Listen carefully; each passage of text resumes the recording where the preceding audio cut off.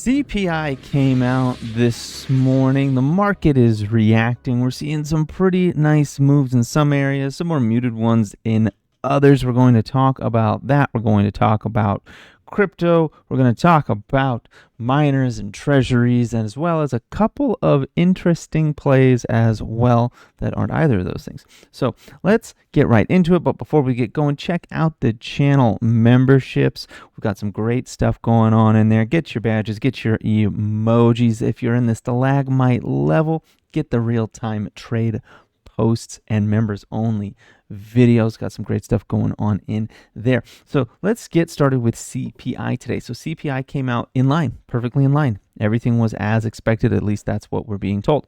Initial jobless claims came in a bit higher, almost 30,000 higher jobless claims than expected. So unemployment is ticking up, but I mean, I guess we could have expected that, especially when jobs were revised down nearly 1 million jobs just the other day. But the market seems to not care.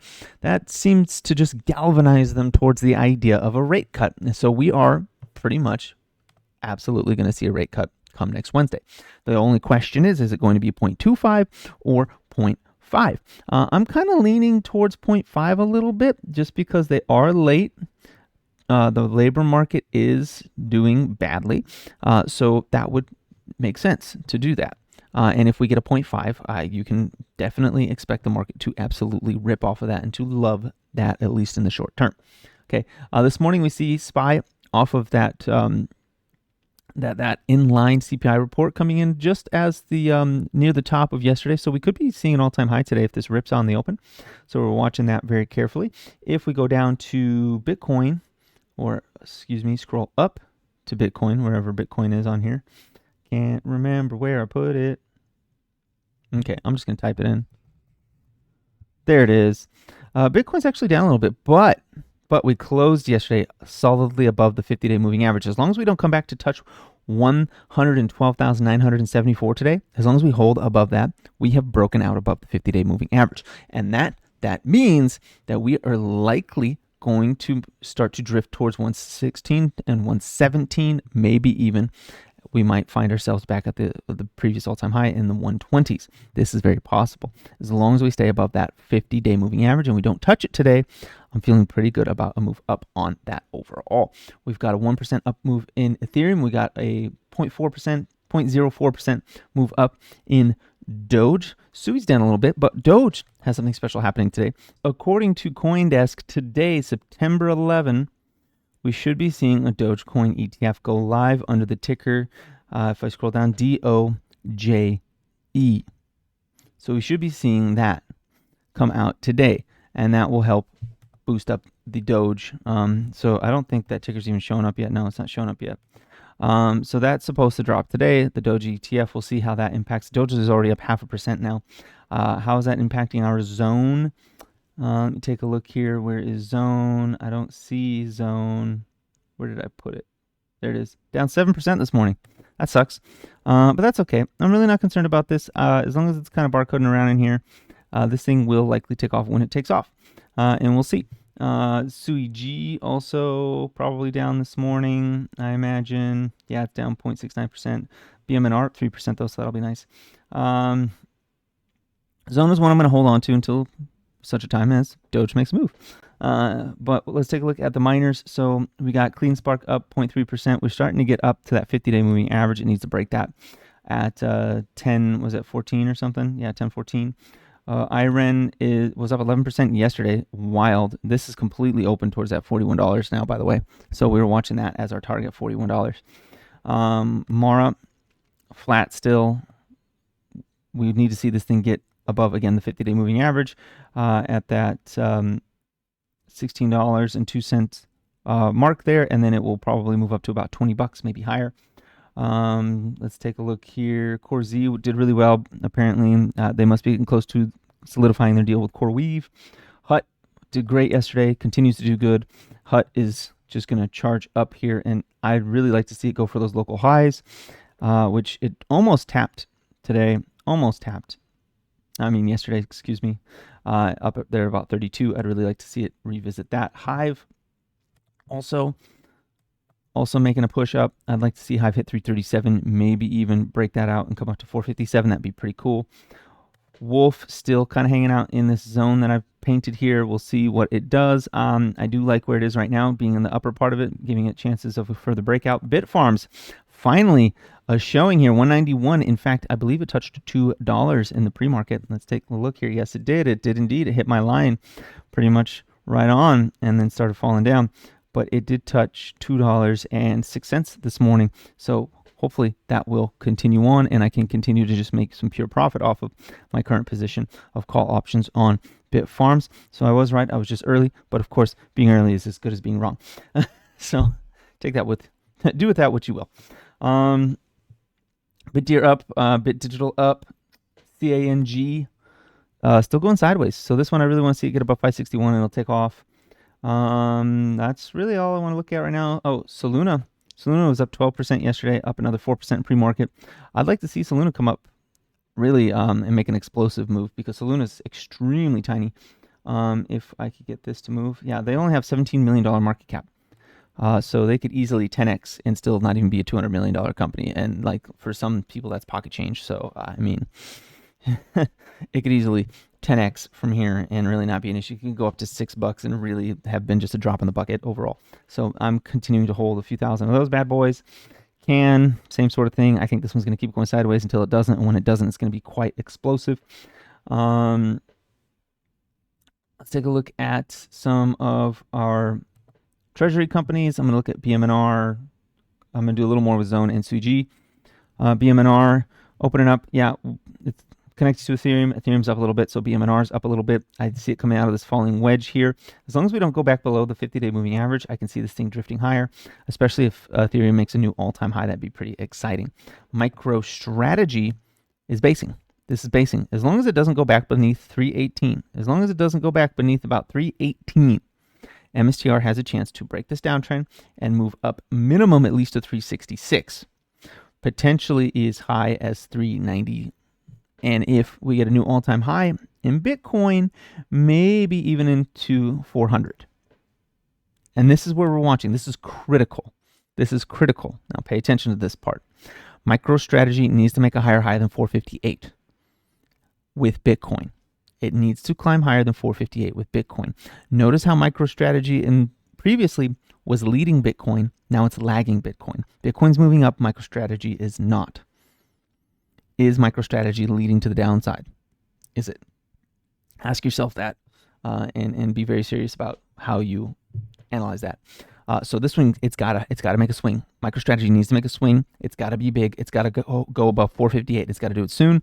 Otherwise, I would be expecting MicroStrategy to roll over around $400. Okay, so be cautious. I would say I would preach caution. Of course, nothing I say is financial advice and not a suggestion to buy, sell, or hold any asset whatsoever. You always got to do your own research, come to your own conclusions, and remember that you are always responsible for your own risk. Investing is risky. You can lose it all. Be prepared to do that. All right, so let's take a look at SUG.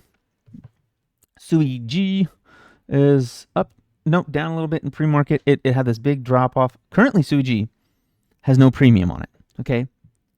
Currently, it's got no premium. They've got 100 million SUI, and their market cap is only $355 million. Okay.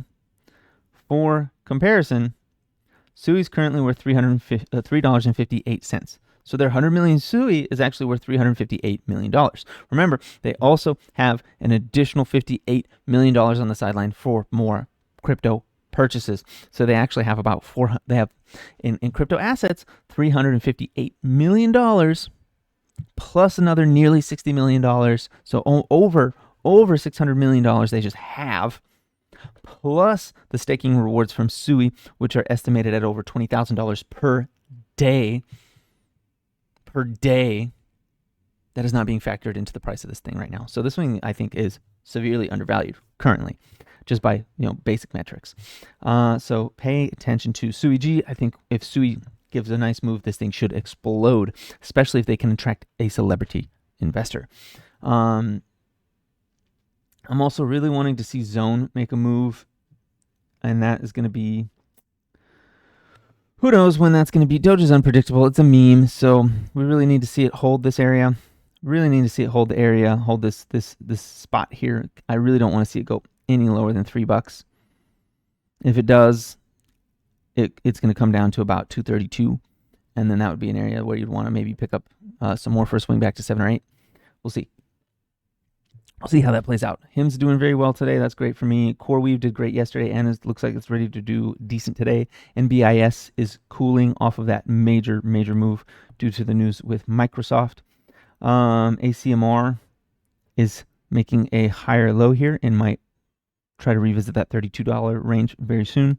Pepsi broke through my line here, so now I'm looking for it to create a base and probably do a counter trend bounce up to about 146 maybe. We'll see. As long as it doesn't come back down to 137, as long as it doesn't dip below 138, I guess 138, 137, somewhere around that range. This low right here on July 31st, as long as it doesn't dip below that, coming back up and taking out 157 is very possible. It's in the cards. Teradyne, this one on your radar, always on your radar. They do testing of semiconductors, and they're involved in robotics. They're involved in AI and robotics. They're involved in both, and nobody talks about them. Put them on your watch list. What you do with the stock is up to you. You decide to buy or sell. I don't care, but at least put it on a list. Circle. I do like Circle a lot.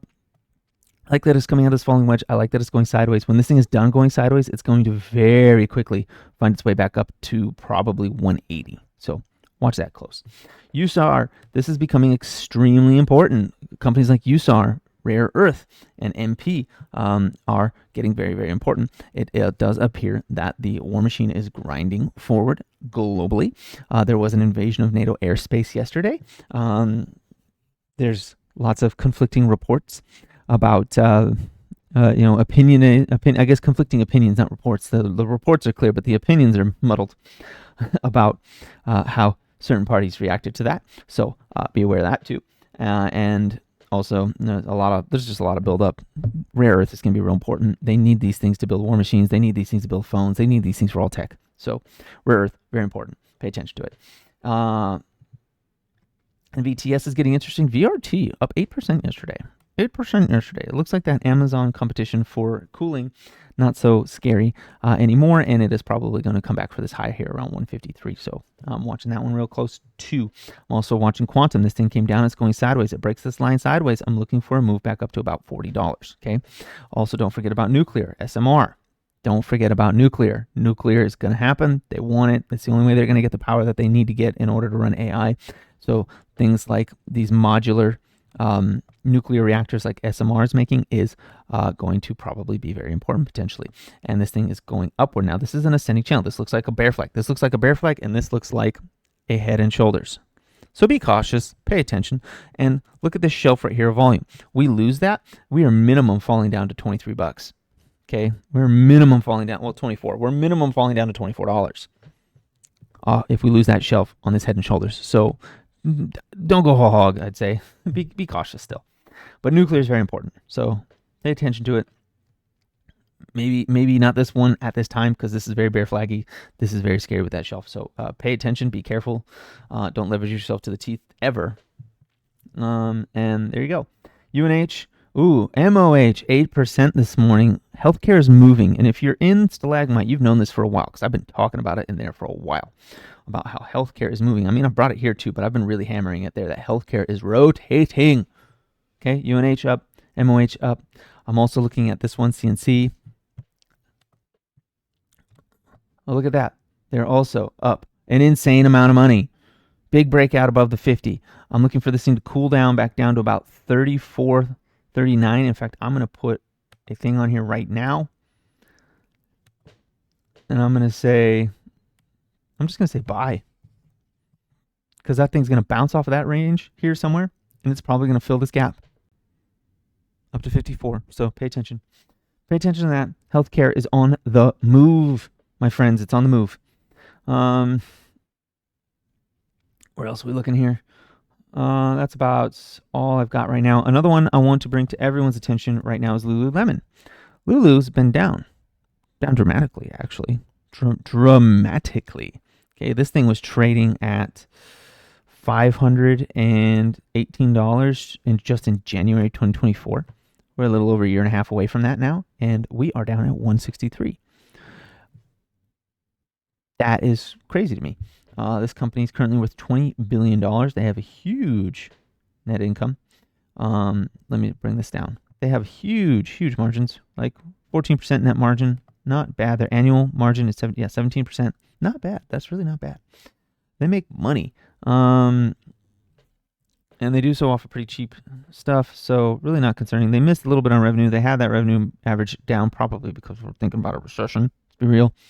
Their cash flow, though, compared to their debt, on par. They have $1.58 billion in free cash flow and $1.58 billion in debt. So they're not in trouble. Even with this downturn, they're not in trouble as a company. So I'd be watching this. When recessionary fears cool, this thing's going to be, $200, $300, $400 again real quick. So Lululemon on your watch list. Pay attention to it. I got my little line right there at 168 that I'm watching for. Anyways, that's all I've got for you today. Please like, comment, subscribe, share this video. It does so much to help the channel grow. I appreciate each and every one of you. Check out the channel memberships, especially that's the lag might level where you get a little bit extra, and have a profitable day.